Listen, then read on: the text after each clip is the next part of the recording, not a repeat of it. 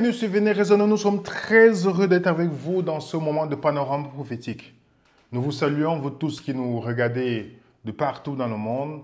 Bienvenue sur la chaîne Venez Raisonner. Venez Raisonner, c'est une plateforme qui nous permet de partager avec vous, de traiter tout sujet ici. Il n'y a pas de sujet tabou. Nous n'avons pas de lien d'intérêt avec aucune dénomination pour dire qu'on va défendre telle ou dire telle chose. Non. Ici, nous traitons tous les sujets. Tous les sujets. Et vous savez, Venez Raisonner, c'est un groupe d'étudiants, des personnes un peu partout qui se posent des questions, qui échangent, qui parfois ne sont pas d'accord et on traite le sujet ensemble. Donc, si vous aussi, vous êtes une personne qui, vous n'êtes pas religieux, mais vous êtes quelqu'un qui vous posez des questions, alors bienvenue parmi nous sur Venez Raisonner. Nous avons aussi notre chaîne Telegram qui est juste à la description de cette vidéo. Ce lien vous permet d'avoir accès à la documentation ou aussi à les différentes informations que nous avons. Nous n'avons qu'un seul groupe Telegram qui est Venez Raisonner officiel. Donc, si quelqu'un vous présente un autre groupe Telegram, ce n'est pas le nôtre. Alors, n'hésitez pas de vous abonner aussi dans ce groupe-là et de vous abonner sur cette chaîne aussi où nous allons partager beaucoup de choses avec vous. Donc, aujourd'hui, nous allons, dans la suite de ce que nous avons traité sur l'intelligence artificielle et la marque de la bête. Vous avez été nombreux à poser des questions ou vous avez donné pas mal de retours. Nous avons voulu détailler un point sur ce sujet que nous allons voir aujourd'hui. Vous allez voir par exemple sur l'écran, le titre, c'est le Great Reset, dans la grande réinitialisation. Vous ne posséderez rien et vous serez heureux. Donc, je vous demande d'être attentif sur ce sujet que nous allons partager. Parce qu'on va partager certaines informations qui nous concernent, nous les chrétiens. Vous comprenez? Notre but de cette présentation, ce n'est pas que vous détestez ces personnes que nous allons présenter. Non, nous ne sommes pas pour... Nous laissons la haine pour les religieux. Ici, nous essayons de ressembler à Jésus, pécheurs que nous sommes. Donc, au point d'aimer nos ennemis. OK? Donc, il faut faire la distinction. Il y a des personnes qui servent l'ennemi volontairement. Il y a d'autres qui sont seulement utilisés. Et nous ne connaissons pas, nous ne lisons pas dans les cœurs des personnes. Lui, Dieu voit. C'est pourquoi nous voulons faire cette précision. Toutes les personnes que nous présentons sur cette présentation, ce n'est pas les gens que nous avons la haine pour. Non, non, non, non, non, non. Nous présentons, c'est un fait. Et maintenant, c'est Dieu qui sait qui le fait volontairement, qui est seulement séduit. C'est le Dieu qui connaît toutes choses, qui sait. OK? Donc, Venez Raisonner, ne va jamais prôner la haine de quelqu'un vers quelqu'un. Pas du tout. Nous laissons ça à des religieux. Ça, c'est leur travail. Mais ici, à Venez Raisonner, ça, ce n'est pas notre travail. Donc, pourquoi est-ce que ce sujet doit intéresser les chrétiens? Je prie d'abord que le Seigneur nous guide dans ce moment, qu'il nous inspire, que son sang nous couvre et que chacun d'entre nous puisse rester attentif afin que nous puissions comprendre quel est le but du message et comment Dieu va nous aider à mettre en pratique. La grande réinitialisation, le grand reset, comme on dit souvent, d'autres personnes disent, c'est un sujet qui doit nous intéresser. Surtout, le chrétien a une vision du monde parce que pour le chrétien, le but sur cette terre n'est pas d'améliorer le monde. Je répète, le but du chrétien, ce n'est pas d'améliorer ce monde. Matthieu 24, 14, cette bonne nouvelle sera prêchée dans tout le royaume, servira de témoignage et la fin viendra. Le but du chrétien, par la prédication de la bonne nouvelle, c'est de mettre fin à ce monde. Mettre fin à ce monde de souffrance. Où vous pouvez amener toute l'information possible, vous pouvez amener toutes les technologies possibles, vous pouvez amener tout. Ça ne changera pas le cœur de l'homme. Le problème de l'homme, c'est le problème interne. Que vous soyez blanc, noir, asiatique, tout. On a un problème commun, le péché.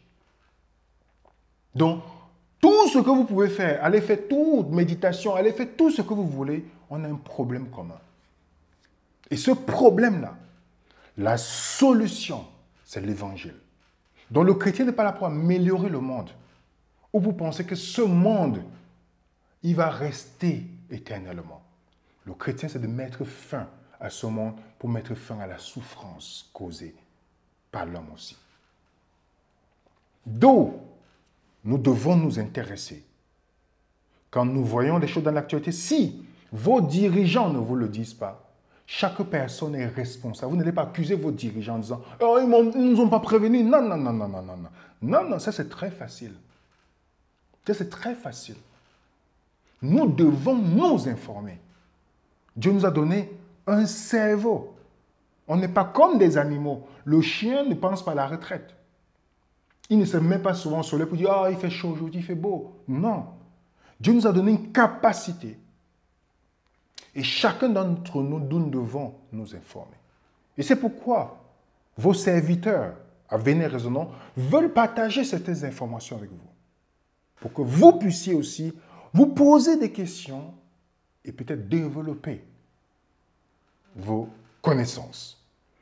Donc, et Jésus nous l'a dit dans Jean 14, verset 29. Il nous dit quelque chose de très intéressant que nous devons prendre en compte.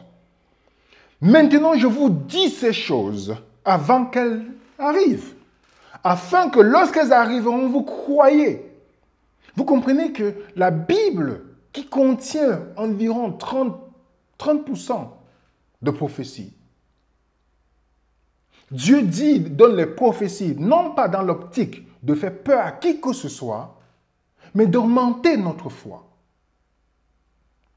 De nous dire, regardez ce qui va arriver. Quand ça arrive, vous pouvez avoir la certitude que vous pouvez me faire confiance. Et c'est pourquoi Jésus se tourne vers ses disciples. Il le dit dans Jean 14, verset 29 qu'on a cité, et dans Jean 13 aussi, verset 19, il dit la même chose. Il a tellement dit les choses qu'il dit, quand ça arrivera, pour que vous croyez. Je sais que vous, parfois vous doutez, vous dites, ah, est-ce que vraiment Dieu... Il dit, quand ça va arriver, vous croyez. Donc, est-ce que nous ne sommes pas dans une guerre cosmique? Vous allez voir pourquoi le sujet de la grande initiation doit nous intéresser. Dans Apocalypse chapitre 12, verset 17, le texte nous dit, le dragon fut irrité contre la femme. Il s'en alla faire la guerre au reste de sa postérité. La guerre, l'ennemi est la guerre, pas contre tout le monde. Remarquez bien, il n'est plus irrité contre la femme. On dit, il fut irrité. Donc, la femme est dans son camp. Vous savez, on a traité ce sujet. Les gens qui vous disent que la femme, c'est le guide du reste. Le reste, c'est qui? La femme est dans son camp. Mais il est irrité contre le reste. Ce reste-là, on allait expliquer le reste.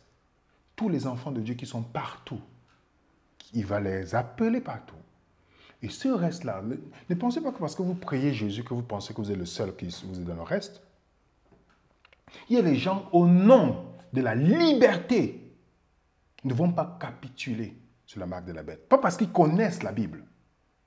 J'ai traité ce sujet-là quand je vais faire le désapprendre pour y apprendre sur la marque de la bête. Vous allez comprendre que ce n'est pas seulement les chrétiens qui vont refuser.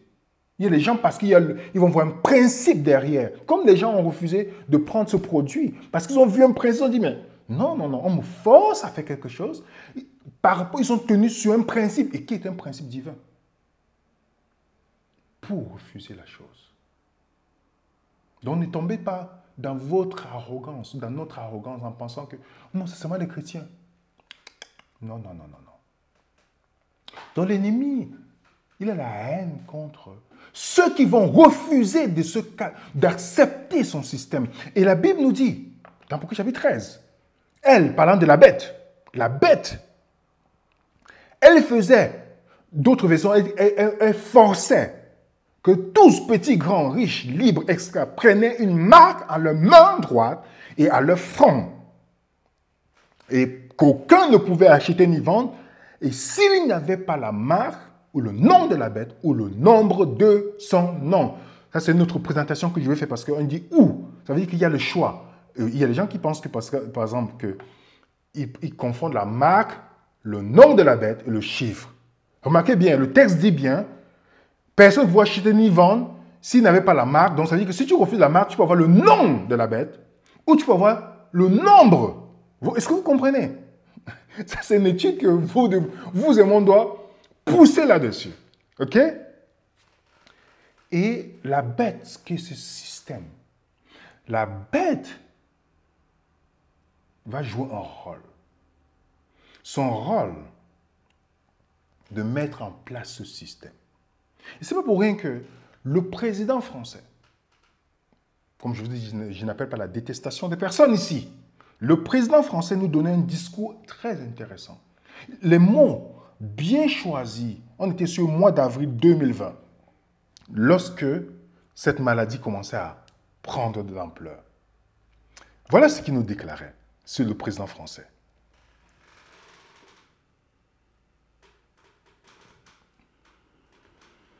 Je crois que notre génération doit savoir que la bête de l'événement est là. Et elle arrive. La bête de l'événement est là. Et elle arrive. La bête de l'événement est là. Est-ce que vous comprenez? La bête de l'événement est là. Je vous rappelle que ce président a été formé par les jésuites. Il ne choisit pas le mot au hasard. La bête de l'événement est là. Nous sommes, il dit, elle arrive. Nous sommes en 2020 ici. Nous sommes en 2023 maintenant. Est-ce que vous n'avez pas remarqué que les choses sont en train de changer? Exactement comme ce président français, parce que je vous dis, l'autre président français avait déclaré déjà, lui, Sarkozy, écoutez bien ce qu'il avait déclaré. On ira ensemble vers ce nouvel ordre mondial. Et personne, je dis bien, personne ne pourra s'y opposer. Vous comprenez? Personne ne pourra s'y opposer. Nous allons ensemble. Donc, la bête de l'événement dont nous parlons, c'est pour aller directement vers ce projet qui est tant attendu par les leaders de ce monde. Et je vous dis une chose, comme je vous dis, ce n'est pas pour les détester, mais pour vous et moi, les chrétiens, ça aura l'impact dans notre vie. À la fin, beaucoup de personnes le font parce qu'ils pensent que c'est un projet qui est bon pour le monde. Il y a toujours le bien devant vous, toujours, c'est pour votre bien. Ils le croient. Mais à la fin, ce n'est pas les musulmans qu'on visera. Ce n'est pas les bouddhistes qu'on visera. Certes, il y aura le reste partout. Mais c'est vous concerne, vous et moi. Toi qui regardes la vidéo. C'est vous et moi que ça va viser à la fin. Donc je vous demande d'être concentré parce qu'on va entrer dans notre sujet maintenant. Sur la grande réinitialisation, le grand reset. Pourquoi ça me concerne et comment je dois agir vis-à-vis de ça en tant que croyant. La fois passée, on a parlé de Klaus Schwab, qui est comme le directeur du Forum économique de Davos, qui est devenu le maître des maîtres du monde. Comprenez bien, le maître des maîtres du monde. Les maîtres du monde qui sont les dirigeants. Et dans son livre, où il avait écrit quelque chose, il avait donné lors de cette maladie, en 2020, The Great Reset. En d'autres termes, le Covid, la grande réinitialisation, où il donnait le plan pour le nouveau monde, que le monde a besoin de changement. Philippe Herrlin a lu ce livre, j'ai lu ce livre de Klaus Schwab, c'est effrayant. Et ce monsieur donne la vision du monde. Et cette maladie était l'opportunité. Je vous laisse lui-même, je vous laisse la possibilité d'écouter ce que lui-même dit dans une interview télévisée. Quand vous regardez l'état du monde actuellement, quel est le premier mot qui vous vient à l'esprit?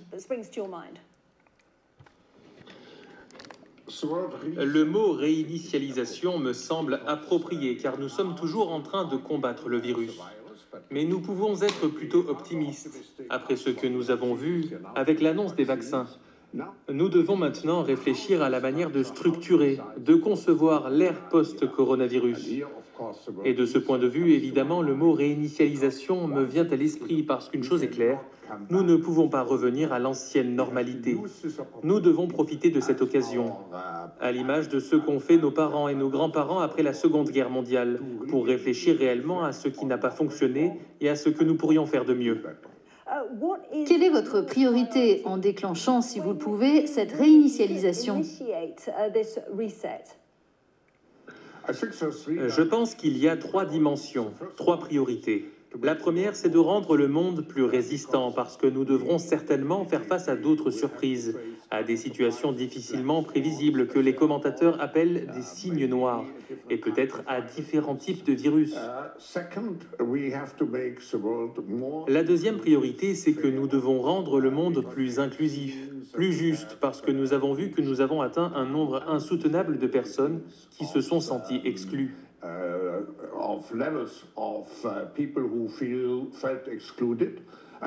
Enfin, il faut que notre monde devienne plus vert. Nous devons mettre toute notre énergie dans la décarbonisation pour éviter qu'à l'avenir, nous ayons une catastrophe majeure dont nous avons les premiers signes aujourd'hui. Donc, vous voyez déjà que pour ceux qui ont déjà visité les 8 prédictions jusqu'en 2030, vous allez comprendre pourquoi jusqu'en 2030, les prédictions du forum. Voilà les 8 prédictions. Et j'ai essayé de regarder un peu sur TVC Monde. Qu'est-ce que la grande réinitialisation promise par le forum? On peut lire, il s'agit de rendre le monde moins clivant, moins polluant, moins destructeur, plus inclusif, plus équitable, plus juste que celui dans lequel nous vivons, de l'ère pré-pandémique.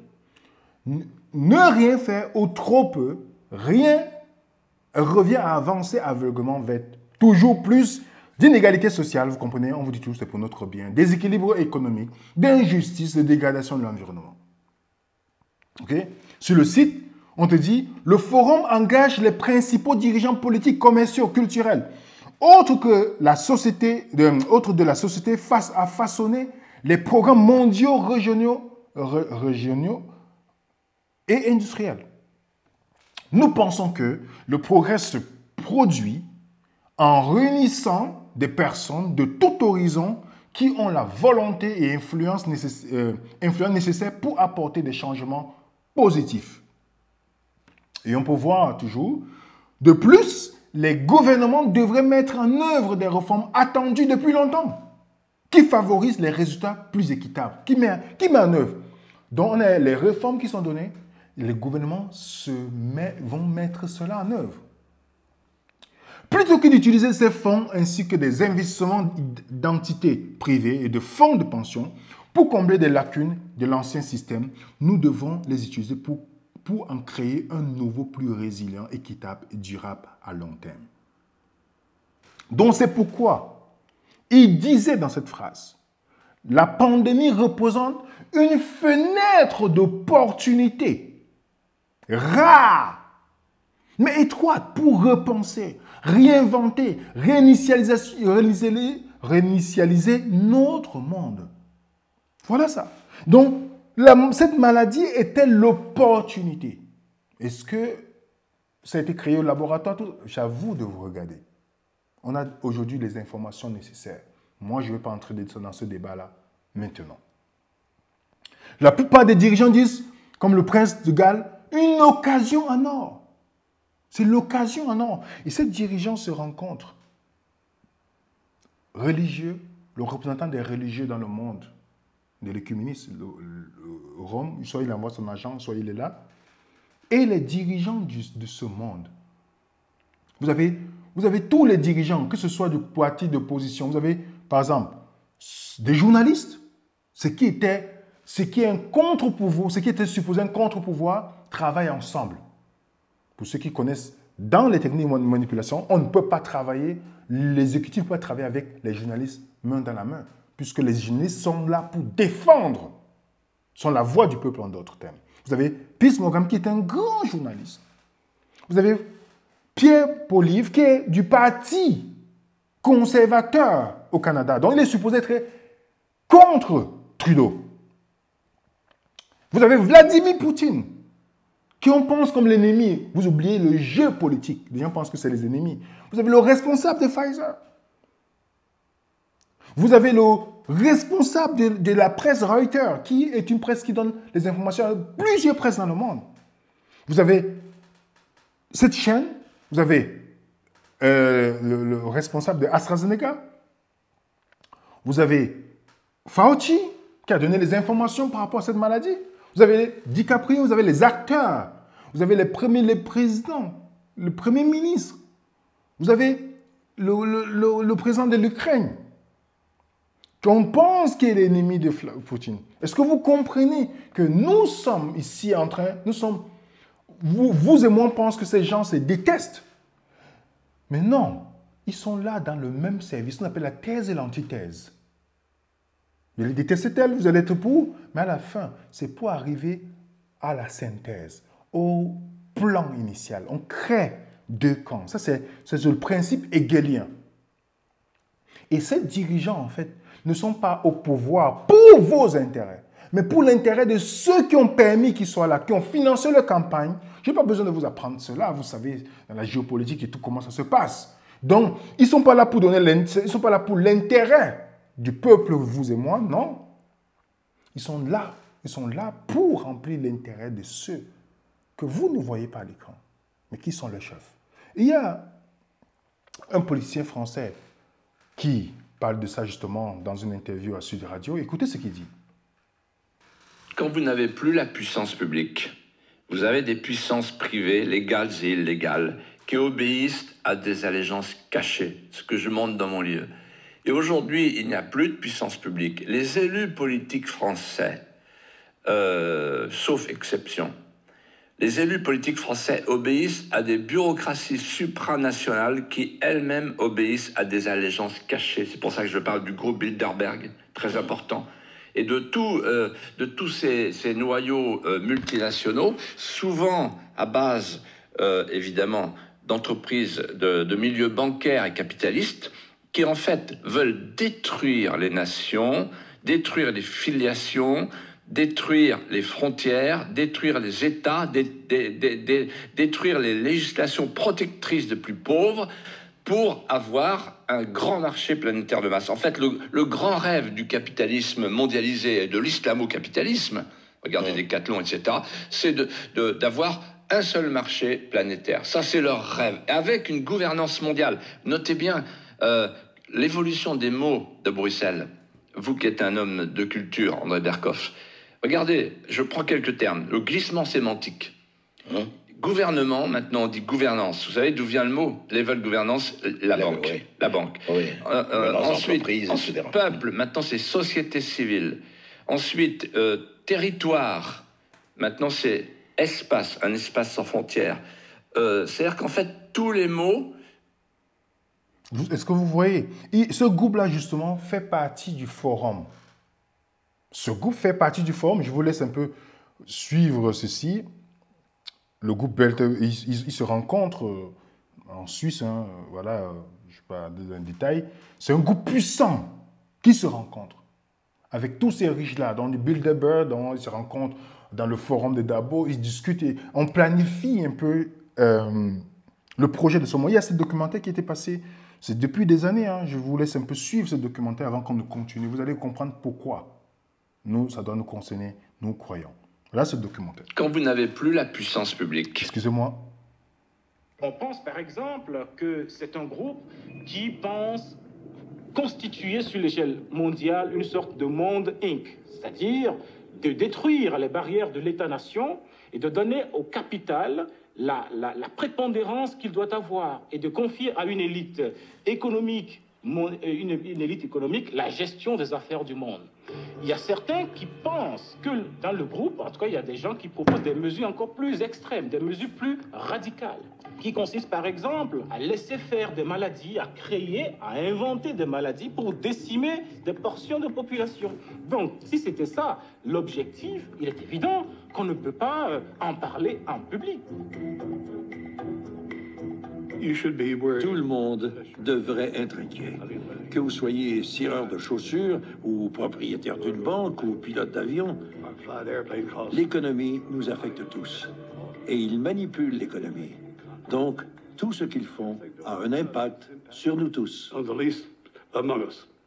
Ce qui m'interpelle sur le plan éthique, je ne sais pas jusqu'à quel point ça serait scandaleux ou pas, mais c'est la collusion. Le principe de la démocratie, c'est la séparation des pouvoirs. Et quand on voit qu'il y a des rencontres où il y a possibilité de collusion ou de trafic d'influence entre les plus grands pouvoirs que sont le pouvoir de la presse, le pouvoir financier, le pouvoir politique, et à ce moment-là, ça devient inquiétant.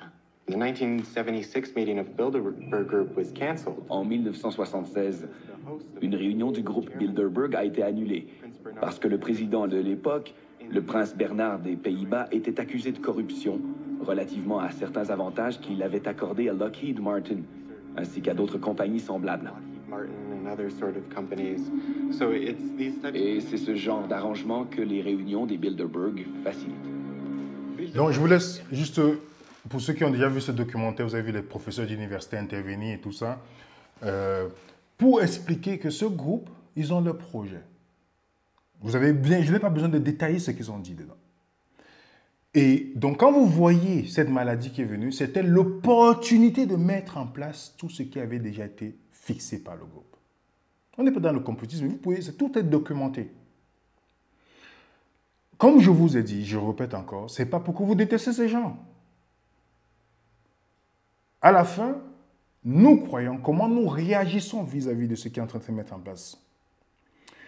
Et c'est pourquoi je vous dis que la situation dans laquelle nous sommes entrés depuis cette maladie, nous n'allons plus jamais retourner au monde d'avant. Vous allez voir que les changements se produisent tout le temps. Tout le temps. Et il a dit, beaucoup d'entre nous se demandent quand les choses reviendront à la normale. La réponse est courte. Jamais. Je le répète, jamais. On va vivre des tas d'urgences, de maladies, des crises en crise au fur et à mesure, comme on n'a jamais vu dans le monde. Comme on n'a jamais vu. On va multiplier les crises parce que les crises permettent, comme cette crise-là, ça permet en fait de mettre en place ces agendas. Donc, si vous et moi, nous avons dans notre esprit pensant « Oh, mais il y a un peu de relâchement ». Non, il n'y a pas de relâchement. On relâche quelque part, mais on avance de l'autre côté. Dans la chaîne télévision, Jacques Attali nous disait ceci. C'est qu'on leur donne un projet long et qu'on leur dise « C'est là où il faut aller parce que le monde d'avant, c'est terminé ». Vous avez compris? Le monde d'avant, c'est terminé. C'est terminé. Donc, la grande réinitialisation qui fait partie du projet de ce groupe, ce projet à ce groupe, ils sont en train de travailler, ce groupe est en train de travailler maintenant. Et je vais vous laisser suivre Eric, qui est un essayiste, qui a écrit des livres. Il a repris le livre de le Great Reset. Il a essayé de décortiquer. Il a même écrit un livre qui est disponible pour aller pour ceux qui FENAC, tout ça. Je ne fais pas la publicité de ce truc-là, mais voilà, juste pour vous expliquer. Et je vous laisse qu'il vous explique un peu c'est quoi le Grand Reset, pour simplifier avant qu'on puisse continuer. Voilà ce qu'il nous dit. Dans la grande théorie de Klaus Schwab, dans sa grande vision du monde qu'il déploie, et qui, je le redis, est très souvent faite de lieux communs ou d'un certain nombre de platitudes ou d'évidences, et donc il faut démystifier. Il ne faut pas imaginer qu'on a face à nous de grands théoriciens qui ont révolutionné la compréhension du monde. Bref, dans le Great Reset, dans cette vision d'avenir du Great Reset, il y a un danger qui menace. Le danger, c'est quoi? C'est que la numérisation des process de travail, l'intelligence artificielle, la robotisation dans tous les sens, le numérique partout, vont remplacer les humains et vont rendre inutiles plusieurs milliards d'humains sur cette planète. Alors, si vous suivez les publications complotistes, vous avez sans doute vu des vidéos du bras droit, de celui qu'on présente comme le bras droit de Klaus Schwab, qui est Hariri, qui explique que dans la pratique, les humains vont devenir inutiles. Je crois qu'Attali a dit des choses aussi de ce genre depuis plusieurs décennies, même à savoir que la révolution numérique va rendre plusieurs milliards d'humains inutiles, c'est-à-dire qu'ils n'auront plus de boulot. Et que concrètement, tout ce qu'ils font aujourd'hui sera fait par des machines, et eux, on ne saura pas quoi leur donner à faire. Et que dans la vision du Great Reset, il y a cette angoisse que tous ces gens inutiles tous ces gens déclassés, tous ces gens sans emploi vont se révolter contre un système qui les met au rebut. C'est une logique assez simple, assez simpliste d'ailleurs, qui consiste à dire que les gens qui vont être victimes du progrès vont se révolter contre le progrès et vont vouloir entraver le progrès. Dans la pensée mondialiste, c'est d'ailleurs ce qui se passe, c'est-à-dire que c'est la constante de la pensée d'aujourd'hui, c'est-à-dire que pour les mondialistes, ce qui fait que la planète traîne, ce qui fait que la planète n'avance pas, c'est d'abord et avant tout le fait qu'il y a des gens qui ne veulent pas du progrès parce qu'ils savent qu'ils seront les laissés pour compte du progrès. Que donc face à cette grande angoisse, les gens freinent et disent mais pourquoi utiliser des machines, pourquoi utiliser des caisses automatiques à la sortie d'un supermarché alors qu'une bonne caissière, ce serait bien plus efficace, c'est plus sympa, c'est plus humain, etc. Et donc, face à cette grande crainte de voir ce que Marx a appelé l'armée de réserve, face à la grande crainte de voir se constituer un lumpenprolétariat de gens qui ne peuvent plus travailler parce qu'ils sont incapables de se plier au monde moderne et incapables de trouver une place dans le monde moderne faute de compétences, de savoir-faire, il faut créer un État social pour les calmer, pour les laisser chez eux. C'est ce que certains appellent la matrixisation, je crois, des esprits, c'est-à-dire que les gens, on les met devant une télé et on les paye à rester devant leur télé toute la journée pour éviter qu'ils ne se révoltent, parce que un pauvre un peu abruti dans la rue, c'est plus dangereux que chez lui à boire une bière devant un match de foot. C'est ça, à grands traits, la théorie de l'État social dans le Great Reset, et c'est écrit dans le livre de Klaus Schwab, pour éviter que les gens ne se révoltent face à la précarisation qui s'installe. On crée des revenus universels, un droit à la paresse, comme dirait Sandrine Rousseau, et un système d'allocation, de perfusion d'argent public pour que ces gens-là ne se révoltent pas et puissent assumer leurs besoins quotidiens. C'est la vision globale du Great Reset, et c'est là qu'on comprend, si vous voulez. Donc, j'espère que vous avez, pour ceux qui sont curieux, vous pouvez regarder son livre, tout ça.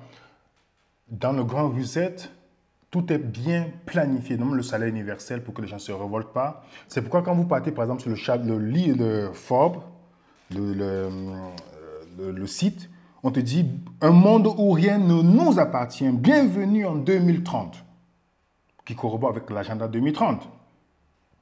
Bienvenue en l'an 2030, dans un monde où rien ne nous appartient, ni voiture, ni maison, ni vêtements. Est-ce que vous comprenez?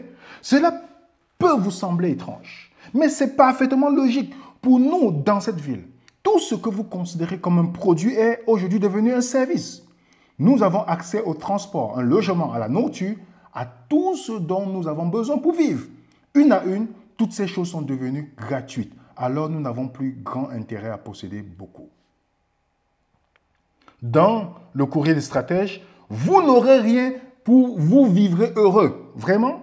Il explique, celui qui a écrit le livre que je vous disais tout à l'heure, après la destruction de la famille, la propriété immobilière est visée. C'est ça qui va nous intéresser aujourd'hui.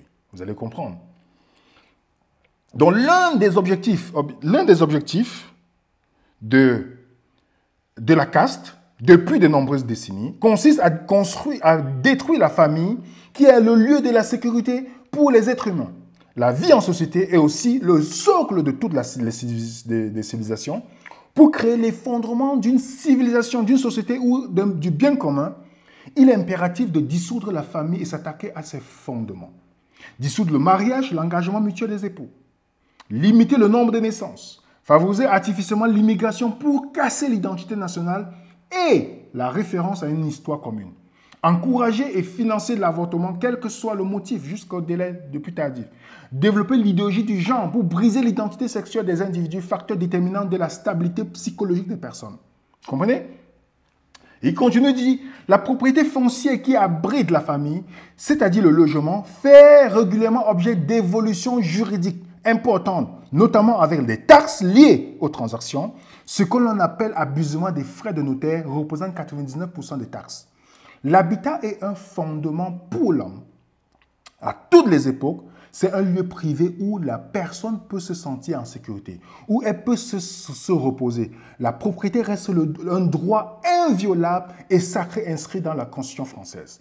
Supprimer ce droit, comme on a pu le voir avec le communisme qui a instauré des habitats collectifs, reste un facteur de déstabilisation psychologique efficace et un outil précieux de contrôle pour l'instauration de totalitarisme. Les vieilles recettes, même ajustées à la modernité, ont prouvé leur efficacité.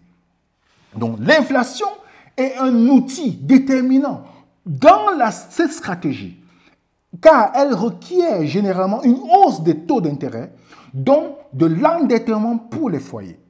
Si, en plus, les banques resserrent les conditions d'accès aux prêts immobiliers, en augmentant le niveau d'apport personnel ou limite l'accès au financement pour les foyers ayant des revenus importants, les primo-accédants à la propriété sont exclus, ainsi que de nombreux acquéreurs qui ne remplissent plus les conditions requises. C'est ce que nous vivons actuellement. En fait, l'autre secteur très important, ce sera les biens immobiliers, l'habitation. C'est pourquoi ils disent bien, vous ne posséderez rien. Pas nous, j'ai bien précisé. Ils ne s'incluent pas dedans. C'est-à-dire, vous et moi, nous, le petit peuple. Et vous serez heureux. C'était ça qui était l'affiche. Ils ont même supprimé sur le site web maintenant. Vous ne posséderez rien, mais vous serez heureux. Est-ce que vous pensez que c'est un hasard que de plus en plus les articles se multiplient pour attaquer la propriété privée? Si l'État devenait copropriétaire des terrains construits en France. Dans une note publiée ce mercredi, l'organisme de réflexion France Stratégie fait une proposition explosive. Pour que l'État puisse réduire sa dette, il devait devenir copropriétaire de la totalité des terrains construits en France. Les propriétaires devaient alors lui reverser une partie des loyers qu'il touche. Tenir les finances publiques est loin d'être une chose aisée. L'actuel gouvernement a décidé de limiter les hausses d'impôts en mettant davantage l'accent sur l'économie. Est-ce que vous voyez déjà que ça veut dire que vous construisez seulement votre maison, le terrain appartient au gouvernement, comme en Angleterre. Ça a commencé en Angleterre. Écoutez ce que Sud Radio disait. Philippe. Bien sûr. Le précédent, c'est le fait qu'il y avait un contrôle technique des logements, c'est une proposition de loi macroniste qui n'est pas passée, oui, où en fait l'État pouvait vous déposséder de votre logement s'il le considérait pas assez décent. Voilà. Et derrière, il vous le relouait, vous payez des loyers alors que vous êtes propriétaire. Donc c'était une spoliation. Ouais. Ça vient aussi, après, vous avez remarqué, André, c'est l'interdiction à la location des logements qui ne sont pas assez bien isolés. Logement, t'inquiète. Ah oui, oui. Si vous ne pouvez pas isoler vraiment comme il faut selon les normes européennes et françaises, vous ne pouvez pas vous louer votre appartement, c'est ça? Et bientôt pas le vendre. Donc aujourd'hui, c'est les G, c'est les catégories G. Après, ça va passer aux catégories F, aux catégories E, aux catégories D. Donc on voit, et cette proposition de France Stratégie, qui est reliée au Premier ministre, un groupe de chercheurs pour le Premier ministre, oui, la note, elle date d'octobre 2017. Mais toutes ces choses nous ont fait rappeler cette note-là, qui a recirculé sur Internet, où effectivement, donc Macron était déjà au pouvoir, et l'État prenait gratuitement une partie de vos terrains, 25%, et derrière, en tant que propriétaire, vous payez un loyer sur votre autre terrain. Ah oui, c'est ça. J'ai acheté et je paye un loyer comme si j'étais locataire, c'est ça. Exactement. Et si vous n'êtes pas payé, en fait, si vous n'arrivez pas à payer parce que vous n'avez pas assez d'argent, vous êtes à la retraite, une petite retraite, vous avez ce bien difficilement acquis, oui, et bien l'État se paye en part de terrain, il vous grignote des parts de terrain de plus en plus grandes. D'accord. Donc vous avez raison, André, c'est une spoliation d'un des fondements de la Déclaration des droits de l'homme et du citoyen, qui est la propriété privée, oui, en fait, qui est imprescriptible normalement, c'est l'article 2 de cette déclaration, et finalement, l'État, il s'en fout. Et ça fait partie pourtant du bloc de constitutionnalité, quoi, très clairement. Oui. Mais vous connaissez le problème, hein. Le pouvoir, avec la Constitution, absolument à sa guise aujourd'hui, on a vu avec les référendums d'initiative partagée qu'on a refusé pour rien, Et c'est le cas aujourd'hui depuis très longtemps. Hein. La souveraineté nationale appartient au peuple, c'est l'article 3 de la Constitution. Or, depuis 30 ans, le gouvernement prend cette souveraineté du peuple pour la donner à l'Union européenne. Est-ce que c'est légal, constitutionnel? Ça me paraît tout à fait limite. Et d'ailleurs, on a vu ce qui s'est passé un certain jour, il y a presque jour pour jour, en 2005, hein, le fameux référendum voté non par 55% des Français. On connaît la suite. Mais dites-moi, Philippe Murer, bon, on peut se dire aussi, attendez, c'est un projet, vous le rappelez très bien, ça date de 2017, c'est dans les papiers, on le ressort comme ça. Est-ce que vraiment, très franchement, et là, essayons d'être le plus honnête et objectif possible, est-ce que vous pensez que c'est vraiment dans les cartons de certains, je ne dis pas de tout le gouvernement ou de tous les princes qui le gouvernent, mais de certains, parce que effectivement, ce que vous rappeliez à juste titre, c'est qu'il y a 5 millions d'appartements ou de maisons qui ne correspondent pas aux normes et qui, si elles ne font pas le travail je dirais, d'assainissement ou de dépollution, etc., ils seront sanctionnés d'une manière ou d'une autre. Est-ce que ça fait partie, c'est dans les cartons, ou bon, ben c'est quelque chose qu'on ressort, à votre avis? Alors, ça, sur les normes, c'est vraiment pas dans les cartons. C'est une loi qui est prévue par étage jusqu'en 2030, hein, de plus en plus dure. Donc mais si vous voulez, tout va dans ce sens-là. Vous vous rappelez qu'Emmanuel Vargon, en 2021, avait dit que la maison individuelle, c'est une aberration économique, sociale, écologique. Oui. C'est un énorme tollé sur Internet, et les propos avaient dû être retirés par le ministre. Mais ce n'est pas qu'en France. Hein. En Espagne, il y a le Premier ministre Pedro Sánchez qui, pareil, avec un article de recherche sur les problèmes de l'Espagne pour la compétitivité, avait proposé de passer d'une propriété individuelle à une propriété temporaire et partagée. Vous voyez, donc, il y a une volonté de nos dirigeants. Et on a vu hier, Philippe Murer, comment l'Espagne a accueilli les propos de Pedro Sánchez, notamment là-dessus, et le triomphe de Podemos, entre guillemets, qui a pris la plus belle raclée depuis longtemps. Tout à fait, parce que je pense que les gens, on en marre, les Français, les citoyens en ont marre d'une société qui est dirigée en haut par des technocrates avec des tableurs Excel pour résoudre des problèmes de public qui pourraient être résolus autrement, et qu'en fait, c'est... Vous pouvez écouter cette interview si vous voulez, mais est-ce que vous comprenez qu'on est en train d'entrer au fur et à mesure où on attaque l'immobilier maintenant? Parce que, comme je dis, c'est vous ne possédez rien, mais vous serez heureux.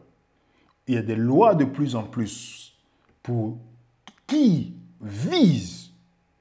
Vous avez par exemple le Capital qui avait dit en 2019 le droit de propriété bientôt remis en cause. Vous comprenez? Nous ne devons plus laisser la seule loi de l'offre et de la demande conjuguée à la cupidité humaine traditionnelle créer une bulle d'enrichissement de quelques-uns. Dans ce rapport qu'il a remis mercredi au gouvernement, il défend un changement fondamental de paradigme sur le droit de propriété, pilier des droits de l'homme de 1789 et sujet par essence sensible dans un pays dont plus de la moitié des ménages sont propriétaires.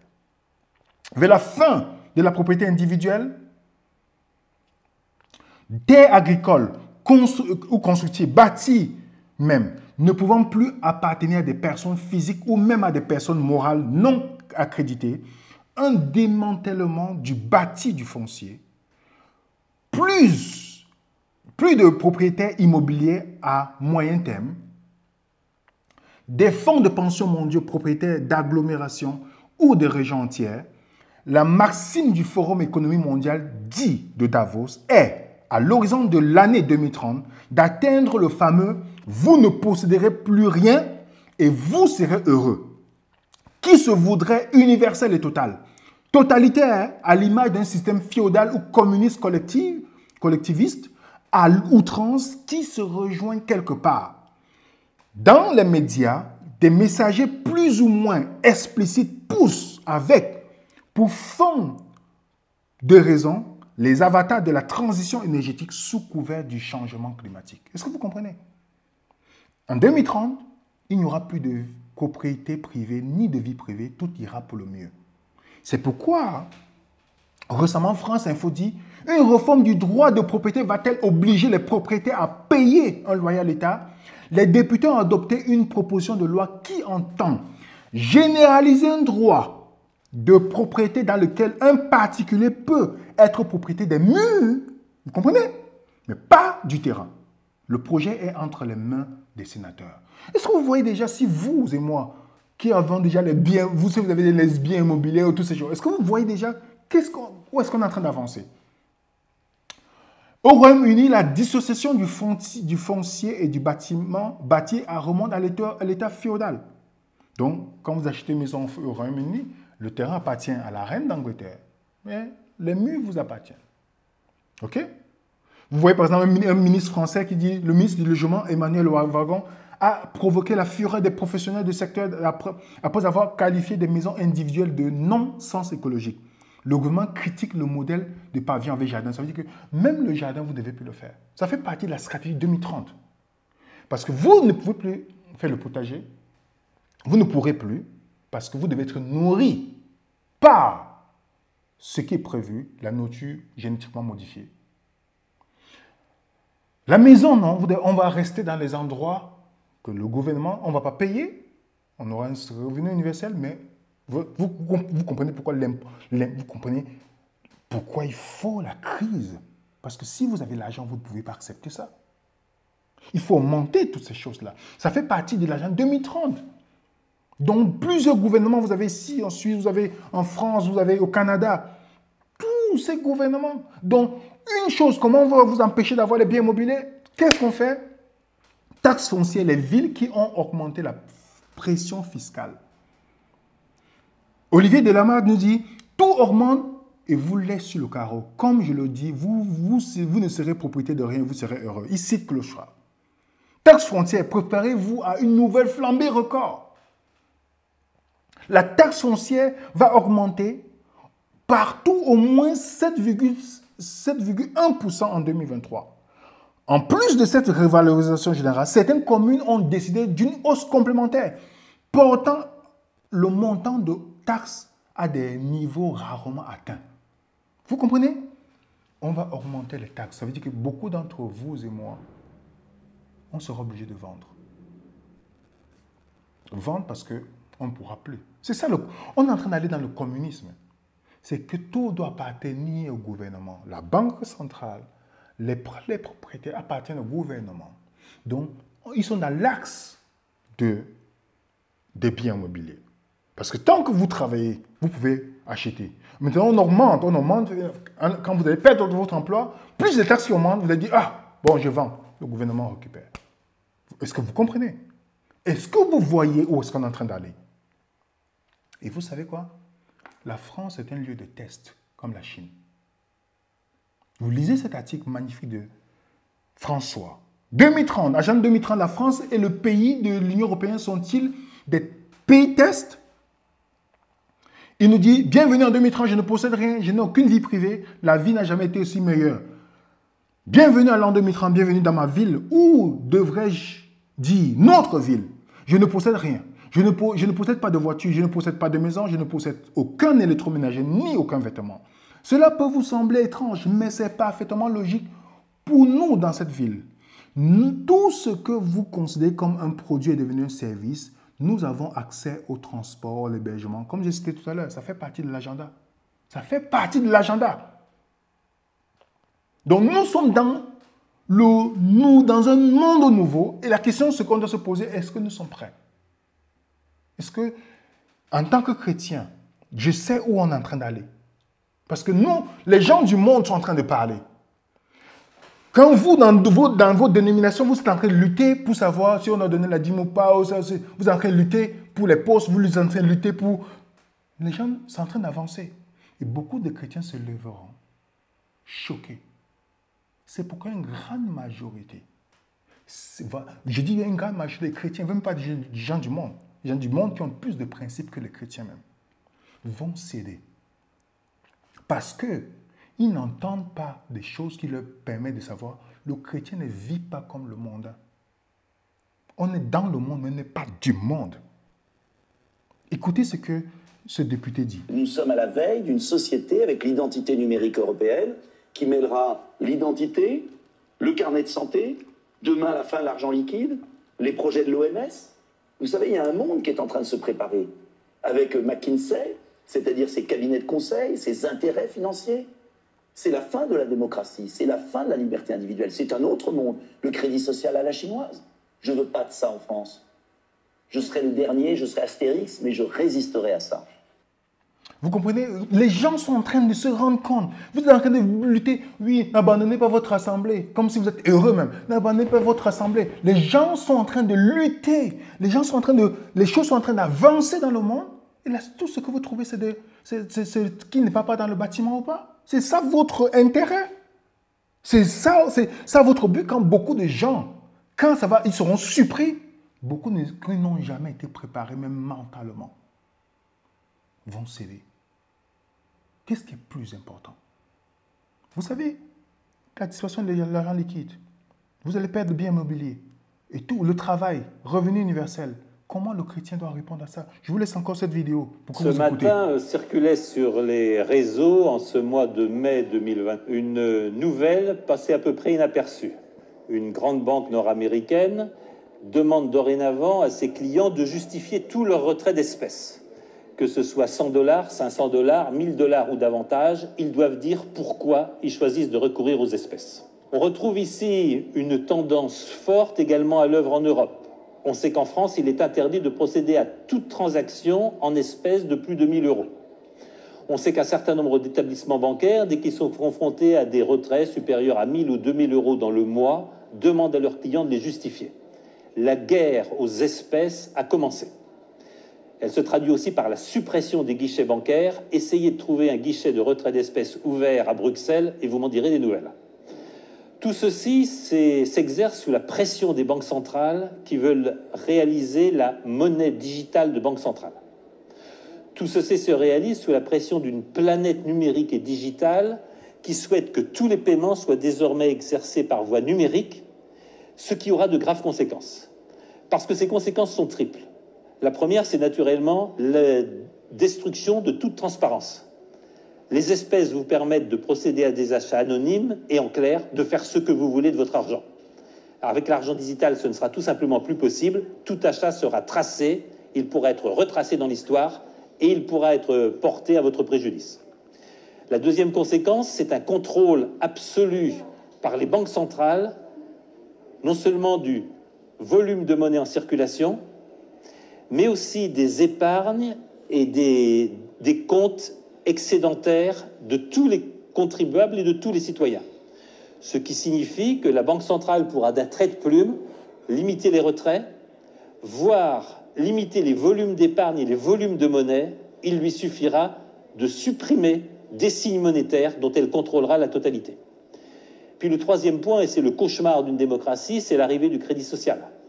Selon vos consommations, selon ce qui pourra être situé de vos consommations, par exemple, vous mangez trop de viande, par exemple, vous consommez trop d'eau, par exemple, vous roulez trop fréquemment en voiture et vous ne savez pas justifier vos déplacements. On pourra vous attribuer un crédit social, faire varier votre impôt et faire varier votre niveau de taxation. C'est ce qui a déjà lieu en Chine, mais c'est ce qui se prépare dans nos démocraties. Et voilà le réel point qui est en question. Je peux parfaitement comprendre que pour des raisons de contrôle de la masse monétaire, de contrôle de l'inflation et de reprise des masses considérables d'argent créées à partir de rien, les banques centrales se soucient d'un contrôle accru sur la masse monétaire. Je peux le comprendre.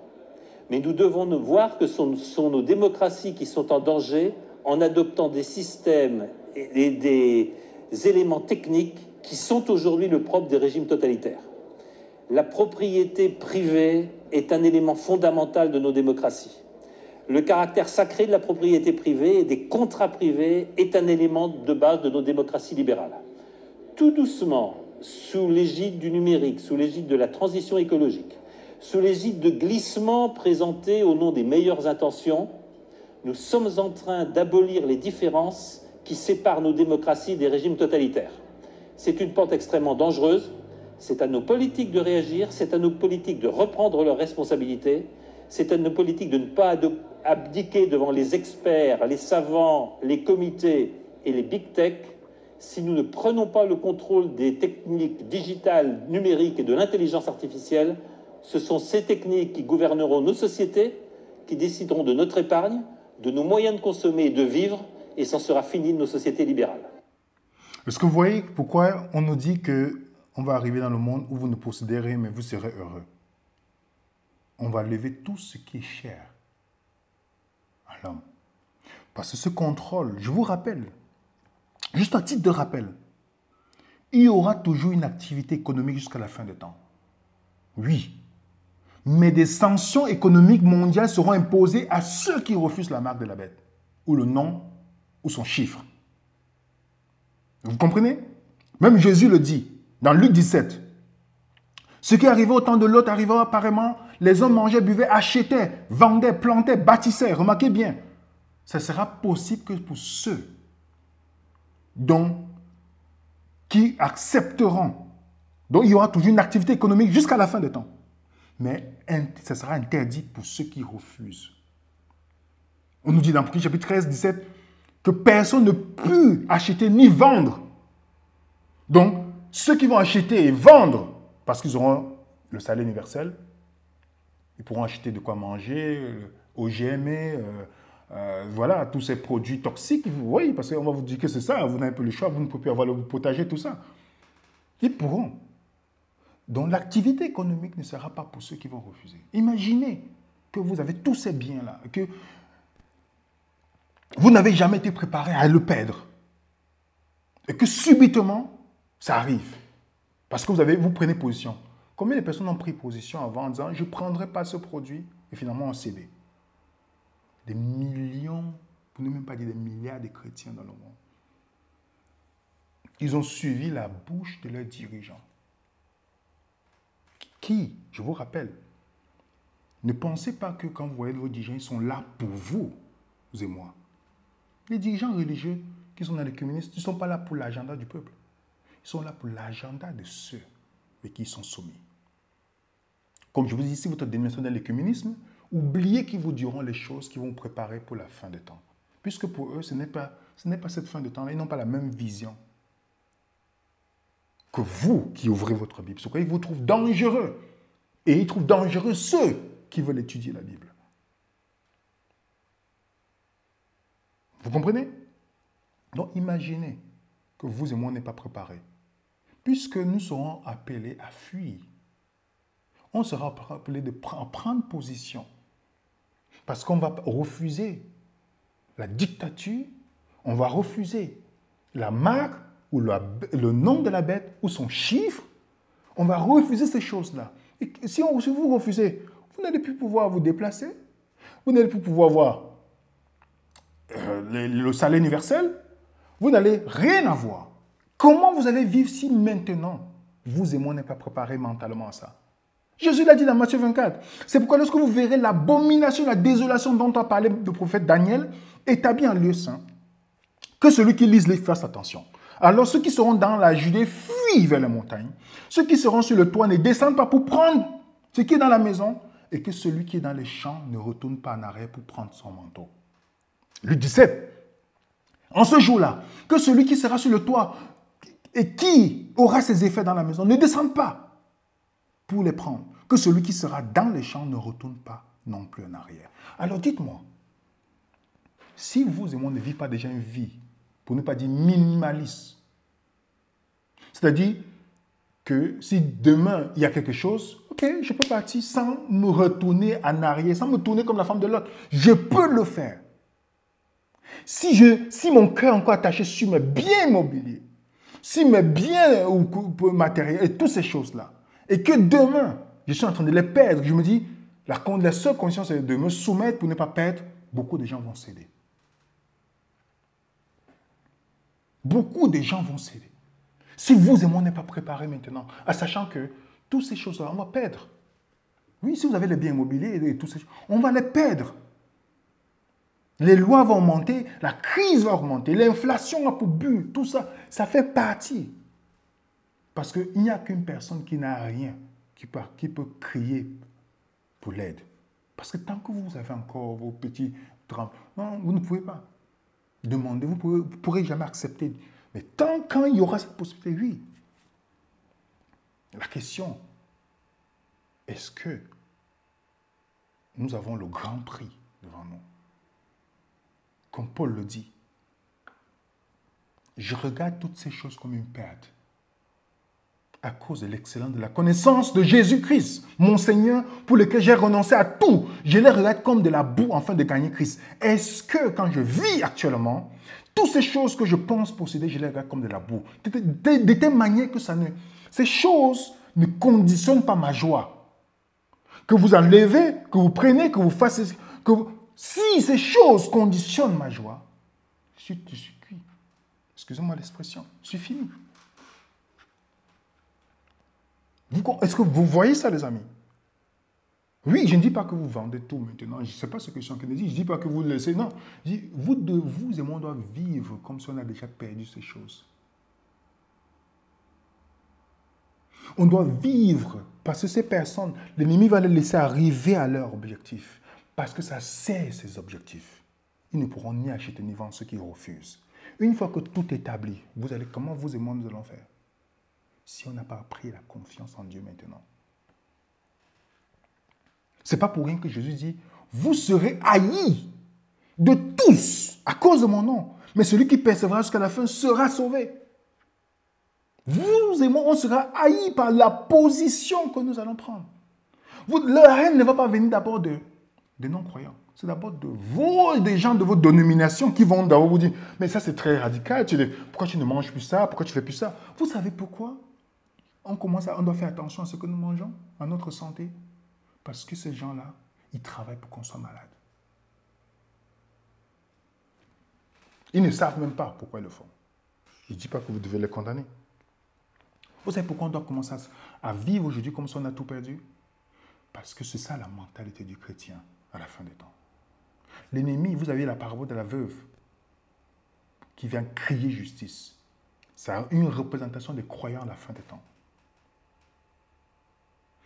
Qui auront tout perdu. Ils vont tout perdre. Donc, est-ce que vous et moi, nous vivons déjà comme si on a tout perdu? De manière que ça ne change pas. C'est pourquoi Jésus dit « Heureux les pauvres en esprit ». Il ne dit pas « Heureux les pauvres ». Parce que le sermon sur la montagne, c'est basé « Heureux, heureux ». Parce que le bonheur chez le chrétien, c'est un état d'esprit. Ce n'est pas lié aux circonstances. Donc, si je ne suis pas déjà dans ce processus que je suis heureux. Si vous m'empêchez de manger, je suis heureux. Mon bonheur ne dépend pas de ça. Je suis heureux. Vous, je n'ai pas d'emploi, je suis heureux. Ton mari te quitte, je suis heureux. Ma femme me quitte, je suis heureux. Mes enfants décident de ne pas me suivre, je suis heureux. Que mon bonheur ne dépend pas des circonstances, je suis dangereux pour l'ennemi. Donc la prière que vous pouvez faire, c'est dire, Seigneur, permets-moi d'être une personne que Satan déteste. Parce que l'ennemi, il ne peut plus utiliser vos enfants, votre travail, votre époux, votre épouse, vos circonstances pour changer votre bonheur. Pour que vous soyez triste. Il sait quand il a perdu cette capacité, il sait qu'il a tout perdu. Mais lorsque vous dépendez de ça, il dit, il va utiliser telle personne, on va utiliser ça pour parler mal de toi. Comme ça tu es malade, tu ne peux plus faire l'œuvre de Dieu. Ok, on va utiliser. Il va utiliser toutes les choses possibles. Mais si vous restez toujours, parce que vous savez que votre bonheur réside en Christ uniquement. Et c'est pourquoi je dis souvent à des personnes que si vous et moi, nous sommes encore attristés par rapport à des choses que nous perdons ou pas dans ce monde, nous devons nous poser la question si on est vraiment sauvés. Oui. Si nous sommes encore attristés parce que j'ai perdu l'emploi, je ne sais pas, oh Seigneur, j'ai perdu mon emploi, je ne sais pas, on m'impose de faire telle chose, si je ne fais pas, je perds mon emploi, je suis dans la panique. Sachez que votre salut n'est pas garanti. Ça veut dire que vous n'êtes pas sûr du salut. Parce que dites-moi, si vous doutez de manger que Dieu va pourvoir, comme ceux qui ont eu confiance en Dieu dans les moments de crise, Dieu s'est levé le dernier. Si vous et moi, nous ne croyons pas qu'il peut le faire dans les moments où nous allons prendre position pour lui, parce qu'on prend position pour Dieu, on laisse les conséquences à Dieu. Si vous et moi, nous ne croyons pas que Dieu, que même si, comme les 3 Hébreux disaient, même si Dieu ne se lève pas, je resterai jusqu'à la fin. Comme ces 3-là. Remarquez bien dans Daniel chapitre 3. Il dit, jette-nous dans le feu. Même s'il ne vient pas nous sauver, nous n'allons pas capituler. Si je n'ai pas cet état d'esprit-là, les amis, ça montre que je n'ai pas encore l'assurance de mon salut. Qu'est-ce qui est plus important entre le salut et la nourriture? Si je ne crois pas que Dieu peut me nourrir et qu'il peut m'aider dans le moment de crise, comment je crois qu'il m'a sauvé? Comment je crois qu'il m'a sauvé? Posons-nous seulement la question, cogitons d'une manière logique, si ça fait du sens. Comme vous voyez aujourd'hui, on crie, oh, les gens, j'ai perdu, ah, ils commencent à pleurer et tout. Oui, je sais que c'est difficile quand on a... Oui, c'est difficile. On a fait des affaires avec les personnes qui nous ont fait perdre. Les gens me disent, mais William, pourquoi tu devais te plaindre, tu devais faire ça? Qu'est-ce que je fais? Ce n'est que le matériel. Cette personne qui a volé cet argent, qu'il aille avec. En déclarant faillite, qu'elle aille avec. Mais c'est mon assurance en Christ. Oui. Donc, qu'est-ce que vous allez faire? Qu'est-ce que vous et moi nous ferons quand on est encore attaché à tout ce qui est matériel? Pourtant, Dieu n'est pas contre d'avoir une maison, toutes ces choses. Mais vous et moi, nous savons que l'ennemi, quand il a attaqué Job, c'est bien matériel d'abord. Vous avez remarqué? Avant d'attaquer sa famille, et puis, pour finir, attaquer Job. Donc, l'ennemi a des étapes que vous et moi, nous devons déjà relire l'histoire de Job autrement. Il va commencer comme ça, par les biens matériels. Et puis, ce sera autour de vous, soit votre femme vous quitte, votre mari vous quitte, vos enfants, il va être autour de vous, ou il crée des problèmes. D'abord, famille. Après, ce sera vous et moi. Alors, si on n'a pas la confiance totale à Dieu,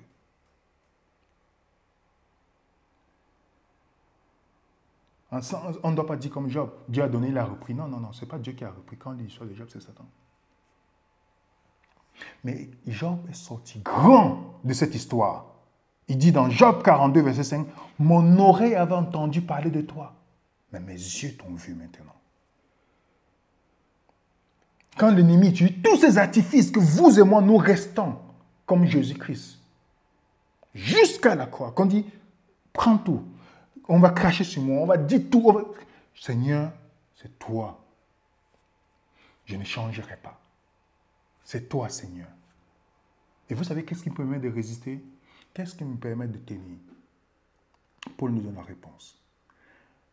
Si vous pouvez retenir seulement cette présentation, retenez cette phrase de Paul. Qui nous séparera de l'amour du Christ? Qui nous séparera de l'amour du Christ? Il ne dit pas qui va me... Qui nous séparera de l'amour du Christ? Serait-ce la tribulation, les périls? Non. C'est seulement l'amour du Christ qui me permet de tenir, qui va nous permettre de tenir quand toutes les choses, on aura l'impression que toutes les choses disparaissent autour de nous. Les pseudo-amis, les pseudo-frères et sœurs qui vont se positionner dans le camp de l'ennemi, les pseudo-chrétiens, tout, on aura l'impression, mais est-ce que je suis prêt à tenir seul devant mes décisions parce que je veux honorer par amour mon Père céleste? C'est pourquoi la solitude avec Dieu vaut mieux que la multitude sans Dieu. Si je n'apprends pas à que Dieu soit la source de ma joie et mon bonheur, ce sera autre chose qui sera la source de mon bonheur. Mais bien, ma famille, toute la famille peut être Dieu dans ta vie. Et quand je perdrai ça, j'abandonnerai la main de Dieu. Que Dieu puisse nous aider, les amis. Vous comprenez pourquoi? Vous ne posséderez rien, vous ne serez heureux. C'est en train d'avancer petit à petit. Est-ce que vous allez perdre, vous et moi, on va perdre? Oui. Vous pensez que ceux qui vont accepter seront heureux? Non. Mais vous et moi, nous serons heureux parce que notre espérance sera ailleurs. Et nous sommes des voyageurs sur la terre. La Bible le répète plusieurs fois. J'ai fait une vidéo là-dessus. Nous sommes des voyageurs sur la terre. Les voyageurs, allez apprendre. Je connais des gens du voyage. J'ai beaucoup appris. Je vous dis beaucoup appris comment ils ont une caravane, ils peuvent aller quelque part seulement avec le minimum. J'ai beaucoup appris. Et vous allez comprendre pourquoi la Bible dit nous sommes les voyageurs. Je comprends aujourd'hui pourquoi Abraham, Jacob, toutes ces personnes, Dieu les utilisait facilement. Pourquoi? Parce que Dieu pouvait dire, lève ta tente et va de l'autre côté, il part. Est-ce que Abraham était riche? Il était hyper riche, mais il n'avait pas de maison.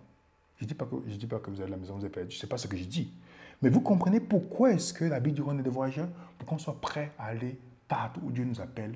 En disant, lève la tente, ok, vas-y, on part. Mais aujourd'hui, on est attaché, lié par cela. Pourtant, si on est voyageur, quand je pars en voyage, je loue seulement l'hôtel. Je loue un Airbnb, je loue.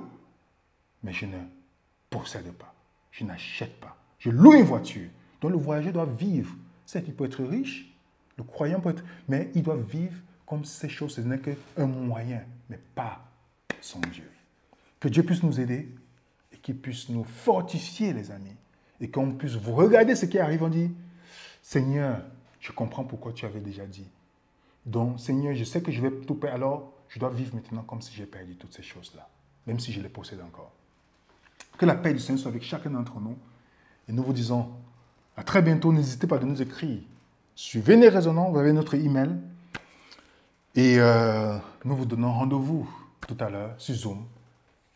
Mettez un coup de pouce, partagez et venez Raisonnons chaque fois que vous avez des questions. Que la paix du Seigneur soit avec vous, non de qui venez Raisonnons. Je vous souhaite un bon après-midi, bonne journée pour d'autres, bon appétit pour ceux qui nous regardent aussi. Et salutations particulières au Québec. Que Dieu vous bénisse. À très bientôt.